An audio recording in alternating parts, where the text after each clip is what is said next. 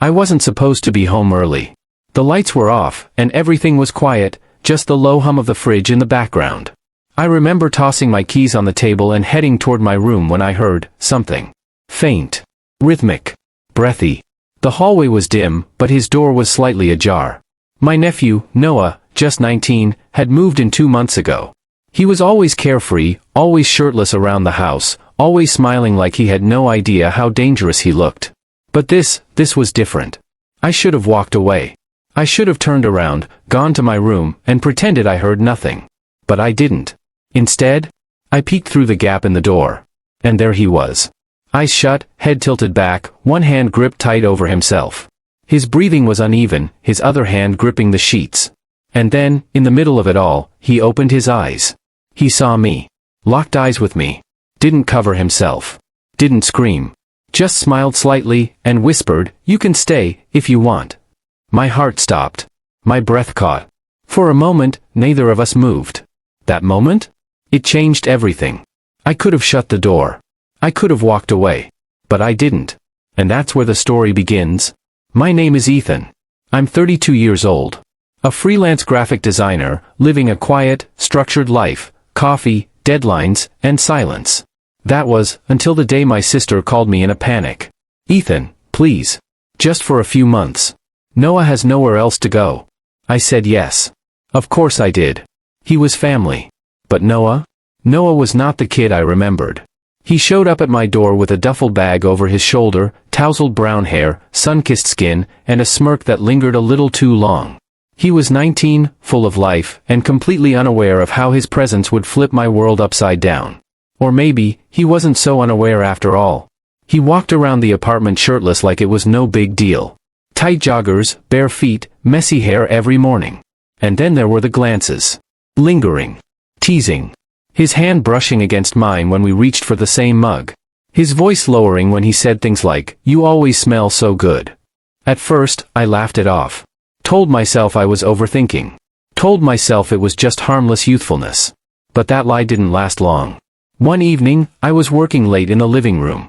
He came up behind me, placed his hands on my shoulders, and whispered, "You've been at this for hours. You should relax, Uncle E." His lips were dangerously close to my ear. I froze. "Thanks, Noah. I'm fine," I said, barely. He smirked, held my eyes for just a beat too long, and walked away. But my heart didn't stop racing. And I hated that part of me didn't want it to. From that night on, the tension only grew. He'd accidentally come out of the bathroom in nothing but a towel. "Oops," he'd laugh, catching me staring. He'd stretch in front of me, touch my back when passing, say things like, "You really need to get out more." Or, "Maybe just stay in with me." He was dangerous. Or maybe I was. One morning, I was in the kitchen when he wrapped his arms around me from behind. "You make the best coffee," he whispered, chest pressing against my back, fingers slipping low on my waist. "Noah," I said, firm. He pulled back, grinned softly. "Sorry, Uncle. Just playing." But there was no playfulness in his eyes. Just silence. And something else I couldn't name. I ignored it. I told myself I imagined it. That it didn't mean anything. But deep inside, I was crumbling. I was scared of the thoughts, the feelings, and him. That's what made that night even more devastating. When I opened that door and saw him like that, completely vulnerable, completely unashamed, and then he looked right at me, and said those words. "You can stay, if you want." It wasn't just an invitation. It was a choice. And it was already too late. I closed the door that night. But inside me, something had opened. I thought I could forget. But what he said the next morning brought it all crashing back. The morning after, everything felt too still. I woke up early, not because I wanted to, but because I hadn't slept. My mind had spent the entire night replaying that moment. That one look. That whisper. "You can stay, if you want." I kept trying to convince myself I misunderstood it, or maybe he was just messing around. Testing boundaries like all teenagers do. But I knew better. I finally pulled myself out of bed and walked into the kitchen, heart hammering in my chest. And there he was, Noah. Standing in front of the stove, barefoot, hair messy, flipping eggs like it was just another normal day. "Morning," he said, as calm as ever. "You hungry?" I hesitated. "Yeah. Thanks." He glanced at me. "You didn't sleep much, huh?" "Nope." He smirked slightly, as if he knew why. as if he wanted me to confirm it. The silence stretched between us as we sat down to eat. He poured coffee like nothing had happened. Like I hadn't walked in on him moaning my name, whispering something that sent shockwaves down my spine. "You okay?" he asked, between bites. I nodded too quickly. "Yeah. I'm fine." But I wasn't. Later that day, I stayed in my room longer than usual. Tried drowning myself in work, emails, anything to avoid eye contact. Every time I thought I had a grip on reality, his face flashed back into my mind. His body. His voice. That bold, unfiltered look in his eyes. That night, I came out to grab my charger from the living room. The TV was on. Noah was there, sprawled on the couch, wearing nothing but gym shorts. No shirt. No socks. His skin glowing in the flickering light from the screen. "Hey," he said. "You should watch this with me." "I just came for my charger," I replied, avoiding his eyes. He patted the cushion beside him. "Just one scene. You'll like it." I should have left. But I didn't. I sat down. The movie was soft-spoken, slow.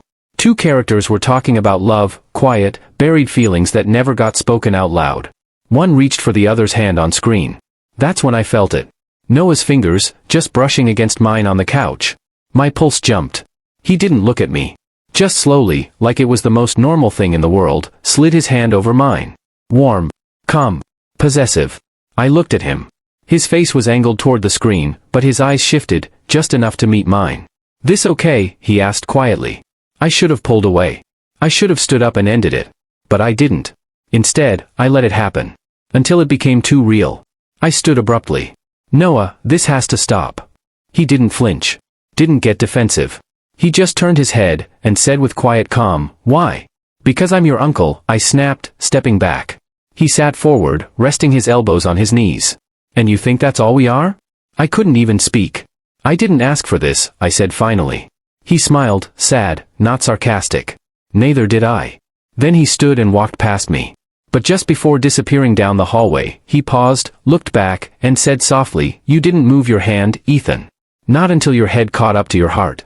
And with that, he disappeared into his room, leaving me alone, shaking, and more confused than ever. That night, I locked my door, as if it would help. But hours later, I heard it. Soft footsteps outside. Then a voice. My name. Ethan. A whisper. A question. A temptation. And I just laid there, frozen in the dark. If I opened that door, I knew there'd be no turning back. I didn't open the door that night. But I didn't sleep either. His whisper echoed in my head over and over again. Ethan. It wasn't demanding. It wasn't seductive. It sounded lonely. Like he didn't want anything. Just to be seen. To be heard. To not be alone. The next morning, he was gone. His bed untouched. His phone still on the table. I waited. 1 hour. 2. By evening, I finally caved and texted. Where are you? No reply. I called. Straight to voicemail. That pit in my stomach wasn't about what had happened anymore. It was about what hadn't. I spent the next few hours pacing the apartment until finally, around 11 p.m., I heard the door unlock. He stepped in, hoodie on, eyes glassy, cheeks red from the cold. Where were you? I asked, too sharply. He dropped his bag. Out. Noah, don't do that. Don't just disappear. He looked at me, tired and angry. Why do you care? I blinked. Because I do. No, he snapped. You don't. You care until it gets real. You care until I say what I feel. And then you run. My throat tightened. Noah, I'm trying to protect us. From what? He interrupted. From what we feel? There was a beat of silence. Then he turned his back. Forget it. He walked into his room and slammed the door. I stood there, fists clenched, emotions roaring like a storm inside me. And then? I followed. I didn't knock. I just opened the door. He was sitting on the edge of his bed, back turned, shoulders tense. I never wanted to hurt you, I said. He didn't turn. I didn't ask to feel this way, I continued. But it's there. I feel it. And I don't know what to do with it. He finally looked at me. Then don't run from it. His voice cracked. I felt alone for a long time, Ethan. Before you. Before I moved here. I've always hidden pieces of myself because I was afraid. But you made me feel safe. And then you made me feel ashamed. I moved closer, slowly. I'm not ashamed of you, I said quietly. I'm ashamed of how much I want to feel something I know I shouldn't. His eyes welled up. But you do feel it, right? I nodded. His hand reached for mine, hesitant this time. Careful. When our fingers touched, something in me softened. I sat down beside him, and for the first time, we didn't speak. No words. Just silence. And breath. And warmth. He leaned his head against my shoulder. His voice barely a whisper. I don't want you to fix me. I just want you to see me. And I did. For the first time without fear, I looked at him, really looked. Not at the surface. Not at what I wasn't supposed to feel. But at the broken, honest boy in front of me who just wanted connection. I see you, I said. His body relaxed against mine. And when he turned his head up, our lips were inches apart. I knew I should pull away. I didn't. His kiss was soft. Gentle. More vulnerable than sexual. It didn't ask. It just happened. I kissed him back. Not because it was right. But because for once, it felt real. He pulled back slowly. You don't have to say anything. I don't know what to say, I admitted. That's okay, he whispered. Just don't disappear. I stayed in his room that night. We didn't cross the line. We didn't undress. We just held each other. Two people caught in the middle of something they never planned, never expected, but somehow couldn't let go of. I thought that night would bring us clarity. But it only made everything more complicated. I woke up with Noah's arm draped over my chest. His breath was soft against my shoulder, his fingers still loosely curled into my t-shirt like he was afraid I'd disappear in my sleep. For a moment, everything felt still. Almost peaceful. But reality doesn't stay quiet for long. I gently moved his arm, sat up, and stared out the window, unsure of what last night meant. We hadn't gone all the way, but it still felt like something huge had been crossed. Something that couldn't be undone. He stirred behind me. You're leaving already? His voice was sleepy, unguarded. I have work, I lied. Deadlines. He didn't press. Didn't reach for me. And that silence hit harder than I expected. The rest of the day, I stayed in my room. I heard him moving around, playing music softly, making himself food, just enough noise to remind me he was still there. But not enough to invite me back in. We didn't speak. And the next day, it was the same. By day 3, the silence had shifted. It wasn't careful anymore. It was cold. He stopped leaving his door open. He didn't wait for me to join him on the couch. He didn't knock when he needed something. He just withdrew. I told myself it was better this way. That we were just resetting boundaries. But it didn't feel like a reset. It felt like loss. Then one night, around midnight, I heard the front door close. I checked his room. Empty. No note. No text. No calls.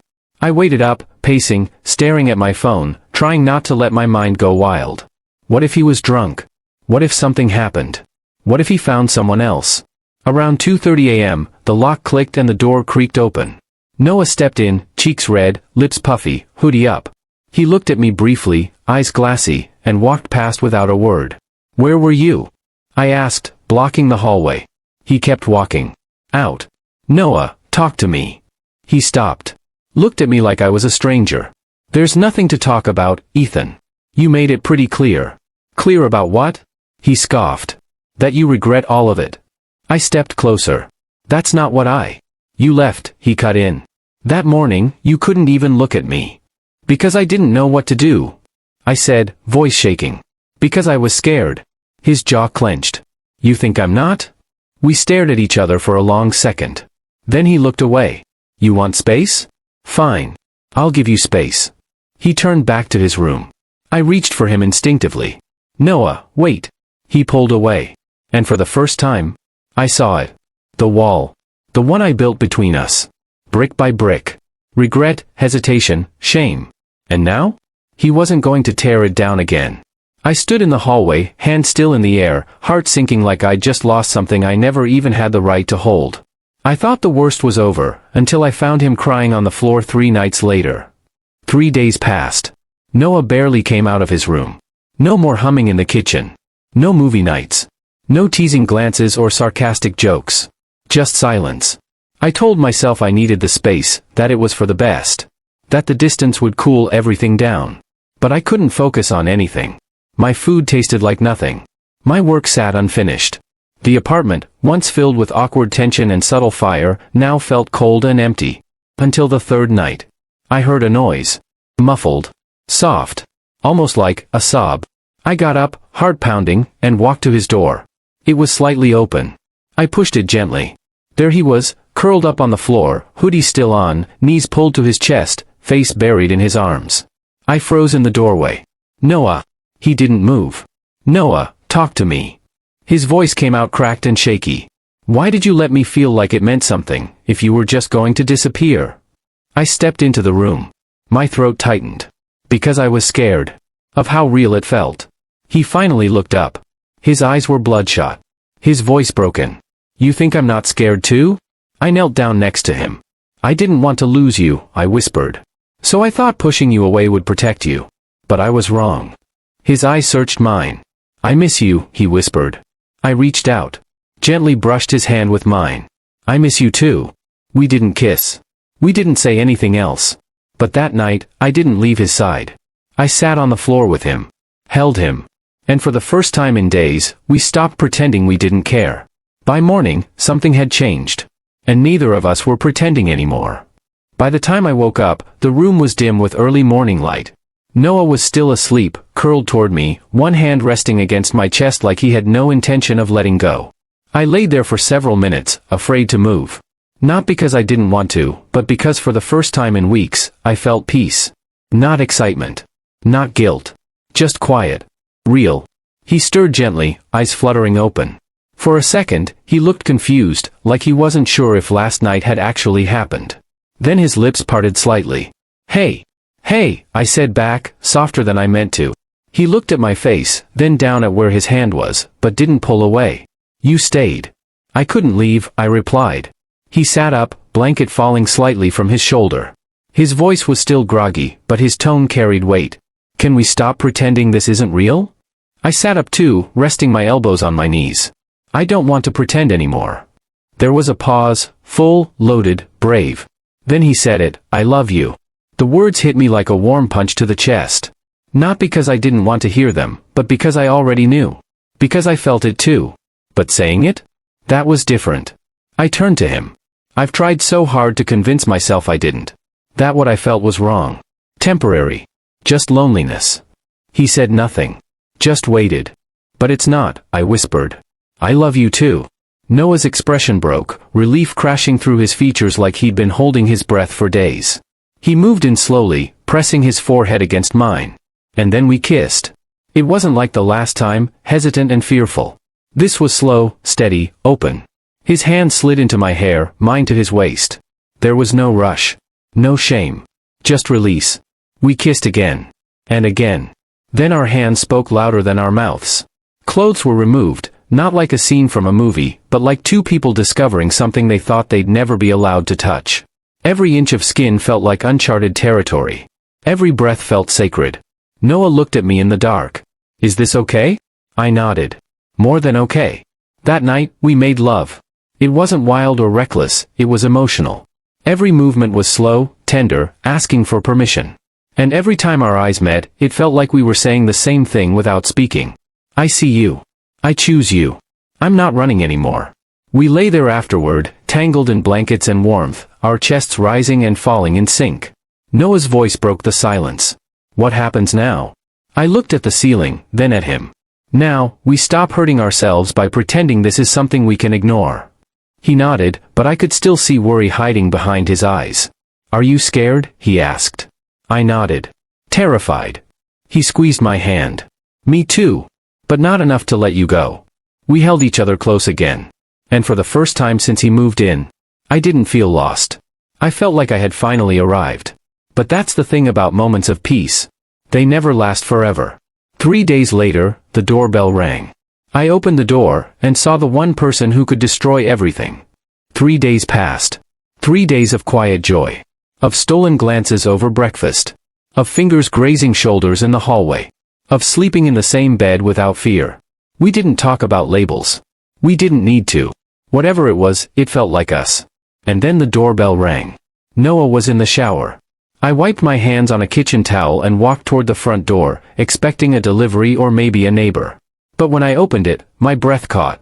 It was her. Noah's mom. My sister. Standing there with a suitcase in one hand, surprise written across her face. Ethan, she asked. Why do you look like I just landed a UFO on your porch? I blinked. You didn't tell me you were coming. I wanted to surprise you. And Noah. She walked in without asking, like she always did, and I stood frozen as the sound of the shower echoed from down the hall. "What's that?" she asked, setting down her suitcase. I hesitated. The pipes. Running water." She looked at me. "You okay?" "Yeah.